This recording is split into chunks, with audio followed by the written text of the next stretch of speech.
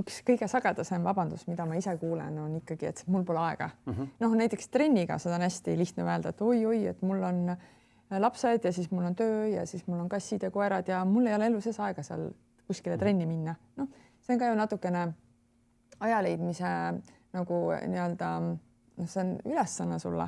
Pane siis kirja, mille peale sa kulutad oma päevas kõik need minutid ja tunnid. Ja kui sa ühe korra selle auditi, ma arvan, ära teed, siis sa leiad tunni või 2 isegi lihtsalt aega juurde. See on päris šokeeriv tegelikult. See on tegelikult päris šokeeriv ja ma ise aeg-ajalt ka kasutan seda väljendi, et mul pole aega, aga siis kui ma tegelikult nagu oot, hakkan mõtlema, noh, siis ma siis eile nii väga tegin, eks ole. Et see mul pole aega on ja võib-olla tervise teemadega on seda nagu lihtne öelda, sest et nii kaua, kui midagi päriselt kuskilt ei valuta ja king ei pigista, siis nii kaua justkui ongi kõik okei.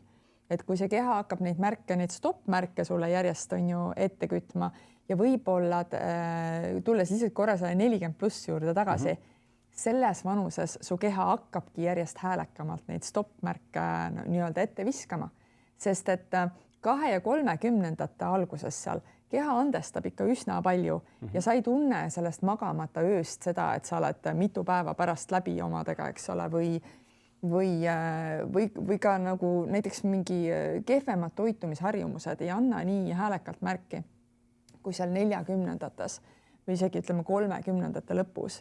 Ja siis ongi nagu lihtne edasi lükata seda kõike, et aga praegu otseselt nagu midagi veel hullu viga pole.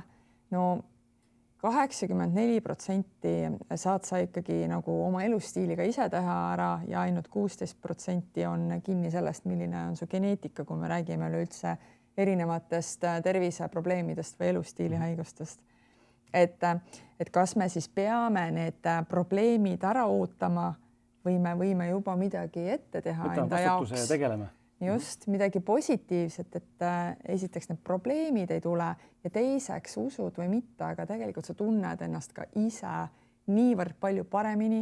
Sul on oluliselt kõrgem energiatase, sa oled rõõmus, roosa ja õnnelik sõna otseses mõttes, kui sa hoolitsed igakülgselt oma tervise eest ja need ei ole nagu mingid tuumateadusasjad tegelikult.